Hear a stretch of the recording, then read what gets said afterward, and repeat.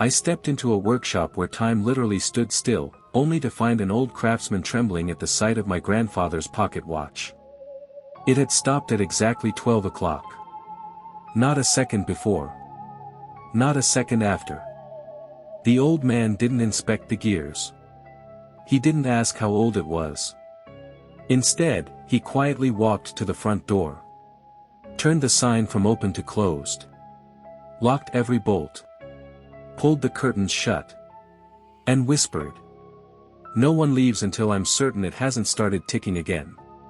Confused, I asked if the watch was valuable. He looked me straight in the eyes. "No.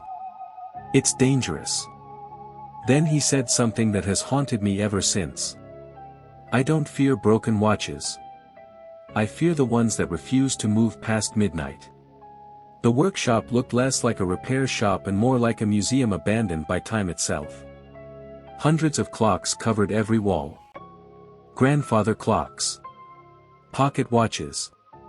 Marine chronometers. Tiny wristwatches from every century imaginable. Yet none of them moved. No ticking. No chiming. Only silence. A silence so complete I could hear my own heartbeat. The clockmaker noticed me staring. "They're not broken," he said. "They're guarding us." He led me to a wall where every watch displayed the exact same time. 12 o'clock. Every single one. He called them Zenith Seals. According to an ancient tradition passed down through generations of horologists, certain watches stop themselves at midnight, not because they fail, but because something inside time refuses to continue. Those watches aren't frozen by broken gears. They're frozen by purpose. The old craftsman carefully placed my grandfather's watch beneath a magnifying lens. Its gears were flawless. The spring was fully wound. Every jewel was intact. Mechanically, it should have been running perfectly. Instead, the balance wheel refused to move. As if invisible fingers held it still. He explained that every Zenith Seal shares impossible symptoms. The hands always stop when they overlap at the very top of the dial. The metal becomes unnaturally cold. Glass slowly fogs from the inside. The air smells faintly of ozone after thunderstorms. People nearby experience headaches. Some lose several minutes of memory. Others swear they hear another clock ticking somewhere in the room. Even when every clock is silent. "But that's only the beginning," he whispered. "The real danger starts when the watch decides to move by itself." He disappeared into a hidden room behind an old bookshelf. When he returned, he carried a leather journal so worn it looked ready to fall apart. Inside were centuries of handwritten records. Each page described another midnight watch. Each entry ended the same way. "Do not restart it." The first journal dated back over 400 years. His ancestors weren't simply clockmakers. They were guardians. Long ago, one ambitious apprentice ignored the warnings.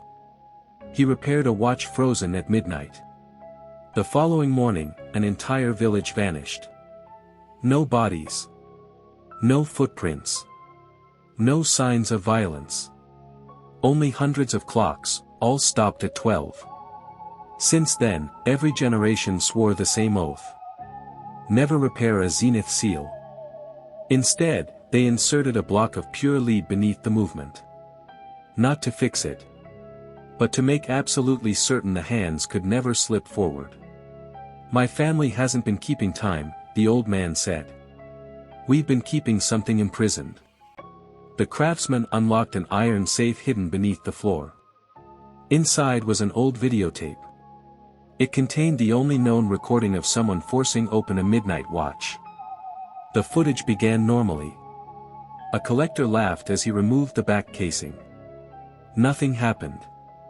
For nearly 20 seconds. Then, a thread of black smoke curled out of the mainspring. But it didn't rise. It looked around. Like it was searching. The collector's smile disappeared. The camera shook violently. Every clock in the room began ticking at once. Then the recording ended. The collector was never seen again. The police found only his watch.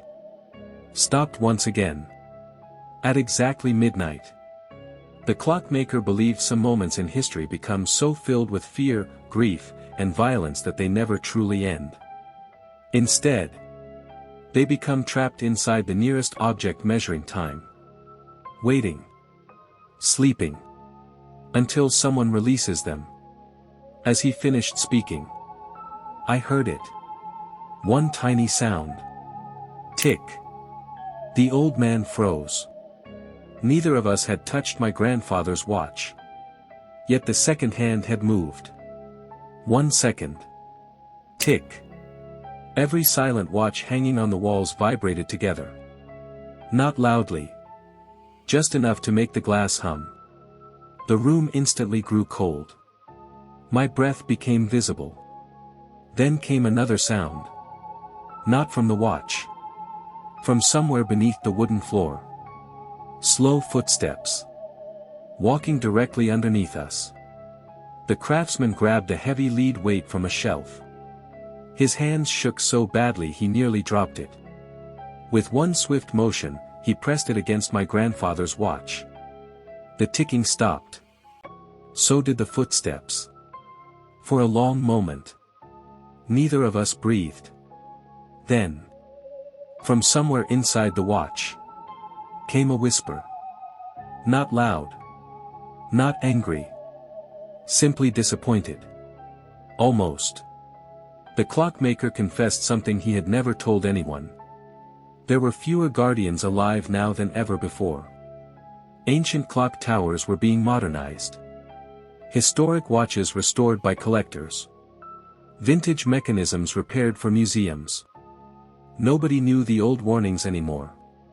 Across the world, strange reports were increasing. Entire security systems losing exactly 1 minute. Crowds insisting the same event happened differently.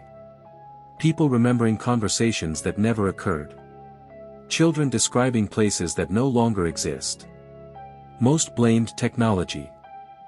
The old craftsman blamed repaired midnight watches.